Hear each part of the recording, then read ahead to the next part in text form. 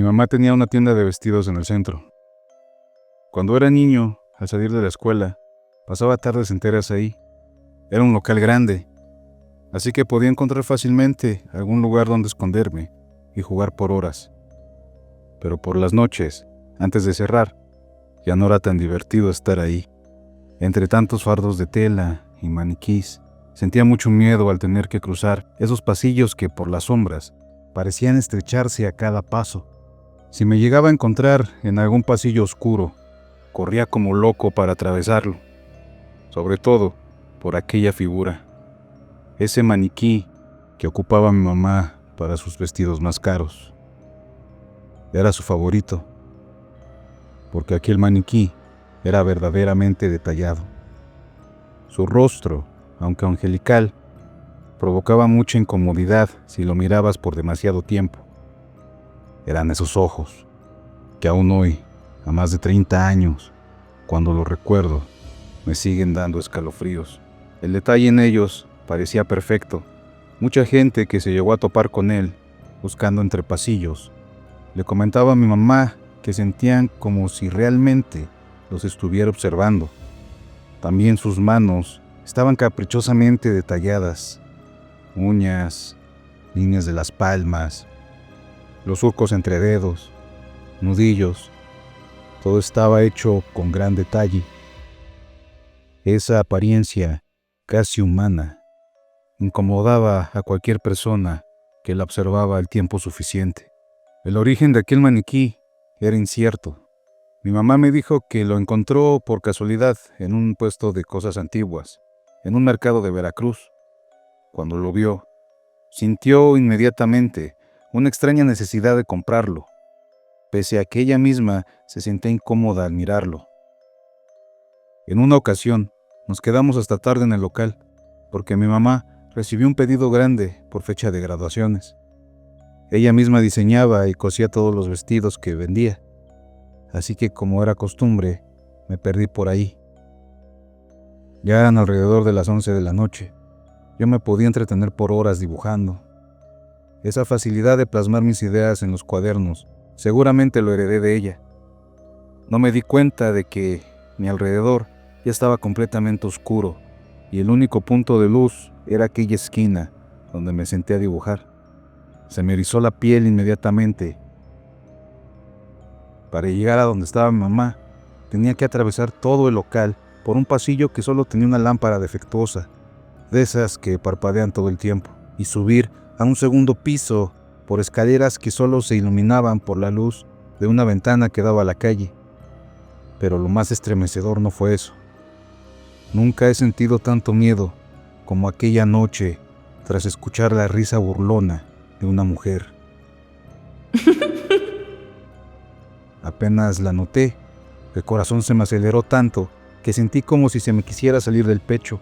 El miedo me paralizó unos segundos y en ese momento noté murmullos, como si alguien te quisiera contar algo al oído, pero con una voz muy bajita.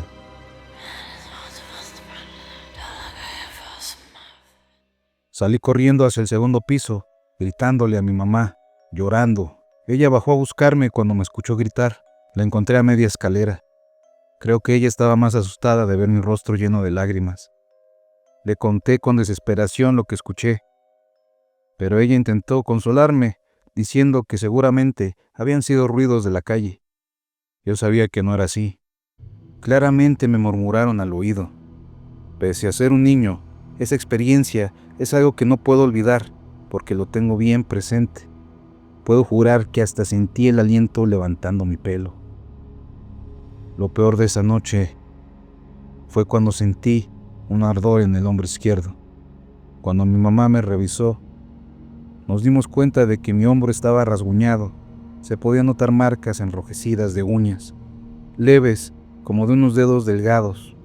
No fue nada grave como para arrancarme piel, pero extrañamente, aún al día de hoy, se siguen apreciando aquellos rasguños en mi hombro, como cicatrices. Bajamos y encendimos todas las luces. Ahí estaba mi cuaderno, con algunas hojas que se desprendieron al momento de que lo aventé cuando salí corriendo. Lo más extraño de todo, Aquel maniquí estaba en el lugar donde pasé horas dibujando. Yo no recuerdo que estuviera ahí cuando elegí ese rincón. De haberlo estado, jamás me hubiera sentado tranquilo a dibujar durante tanto tiempo. Mi mamá también lo sabía.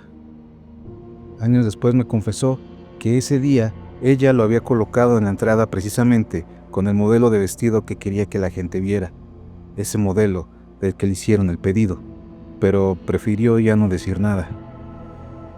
Nos acercamos para recoger mis cosas antes de salir del local y notamos que el maniquí tenía las uñas de la mano derecha recientemente despostilladas.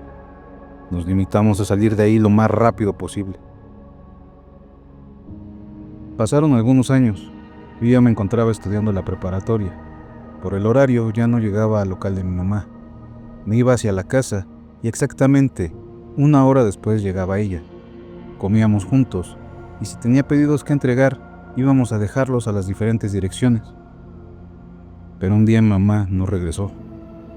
Tras la primera hora, no me parecía extraño. Era normal que a veces se retrasara, ya que le gustaba dejar todo ordenado en el local tras el cierre. Pero ese día, mi papá llegó primero. Eso significaba que ya eran casi 4 horas en las que no sabíamos nada de ella. Salimos los dos inmediatamente hacia el local para buscarla. Al llegar, tocamos la cortina esperando que nos contestara. Los seguros no estaban puestos, así que todavía debía estar dentro. Pero no escuchamos nada. Mi papá sacó su llave e ingresamos. Se nos heló la sangre cuando vimos su cuerpo tendido en el piso. Yo corrí a verla desesperado, mientras mi papá salió para llamar a una ambulancia. Pero ya era demasiado tarde. Cuando sentí su cuerpo, estaba tibio y no respiraba. Los paramédicos y la policía llegaron media hora después y confirmaron que mi mamá ya estaba sin vida hacía algunas horas. Tras el proceso, encontraron que mamá perdió la vida por un paro cardíaco, lo cual era extraño, ya que ella era una mujer activa, sin antecedentes de enfermedades cardíacas en la familia. Los resultados arrojaron que fue un sobresalto fuerte el que la llevó a que su corazón se estresara tanto hasta que se detuvo. Inmediatamente pensé en el maniquí, pero cuando ingresamos la primera vez, ni mi papá ni yo recordamos verla. Sentí cómo la sangre me hervía. Yo sabía que aquello era el responsable de lo que le pasó a mi mamá. Tras algunas semanas en las que me ausenté de la escuela después del funeral, fui al local a buscar ese maniquí, con la intención de destrozarlo para posteriormente quemarlo. Una vez más, al entrar al local, no lo encontré por ningún lado. Subí al segundo piso y tampoco la pude hallar ahí, hasta que recordé un cuarto que utilizaban como bodega. Bajé hacia allí. Cuando abrí la puerta, solo encontré tubos de cartón y telas roídas por el sol. Encendí la luz y detrás de un anaquel viejo y polvoriento noté un bulto cubierto por telas. Tiré de ellas con fuerza, descubriendo aquel maniquí. Sentí tanto coraje en aquel momento que le grité, reclamando por haberse llevado a mi mamá. Ella siempre te cuidó y te utilizó para exhibir sus mejores vestidos. No tenías derecho de llevártela. En ese momento entró mi papá, preocupado porque no me encontró en la casa. Fue a buscarme al local. Al entrar me escuchó gritando, pero cuando llegó a la bodega, solo me vio a mí reclamando al viento. Lo que hicimos esa noche fue llevarnos el maniquí a un terreno baldío. Entre los dos lo golpeamos con tubos hasta cansarnos, dejándolo hecho pedazos. Mi papá, aunque nunca dijo nada, también sabía que ese maniquí no era normal. Él sentía la misma rabia que yo en aquel instante, pero nos quedamos de piedra cuando dirigimos la mirada hacia la mano con aquellas uñas despostilladas. Tenía colgando de sus dedos un mechón abundante de pelo. Era de mi mamá, lo reconocimos de inmediato. Yo no tuve dudas de que esa cosa la atacó. Debió ser tan aterrador que su corazón no lo soportó. Le prendimos fuego al maniquí y se derretía rápidamente, como si se tratara de una figura de cera. Los ojos reventaron como un par de cristales. No sabemos si fue la sugestión de ese día, pero mi papá y yo juramos que mientras se consumía, la escuchamos sollozar.